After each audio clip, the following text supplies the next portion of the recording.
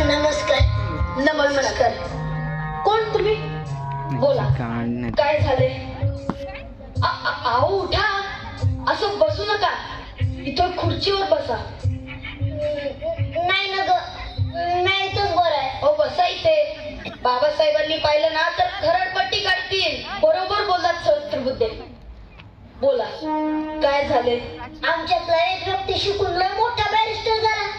आमच्या सारख्या लोकांसाठी काय बाय करतो म्हण. मी त्या देवाला म्हणजे आमच्या बाबासाहेबांनी बघायला आलतोय.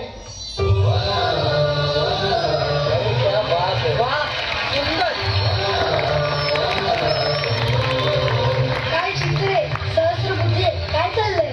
हे पहा, तुमचा भक्त फार लांबून भेटायला आलाय. या. अहो काय करताय? हेच मला संपवायचं.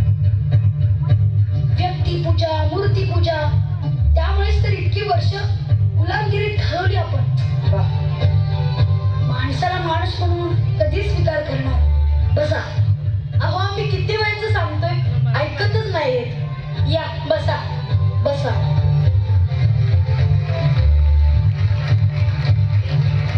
हे घे बघा. नाही ना ग, तुम्ही वरच्या जातीचे, आम्ही खालच्या जातीचे. मी कसं तुमच्या पेलेला शिवणार? तुम्ही वरनं पाणी टाका, मी उंचडीनं पितो. अहो आम्ही जन्मानं कुठल्या जातीचं आहोत ते महत्वाचं नाही. आम्ही बाबासाहेबांचे विचारांचे पाईक आहोत. घ्या पाणी.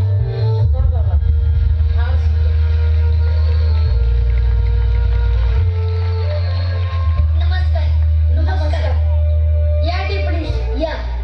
नंतर गंगाधरराव हे सुरेंद्र टिपणीस, महाड नगरपालिकेचे प्रमुख. टिपणीसांचा एक लेख मी वाचला, अत्यंत सुंदर, ज्यात त्यांनी असे नमूद केले होते की सरकारी मालमत्ता सगळ्यांसाठी खुली आहे. त्यावर समाजाचा कुठलाही घटक आपला दावा सांगू शकत नाही. अगदी बरोबर. त्यामुळेच मी असं ठरवलं आहे की सामाजिक समतेसाठी आणि अस्पृश्यतेचा भेद मिटवण्यासाठी आपण मार्चच्या 14 तळ्याचा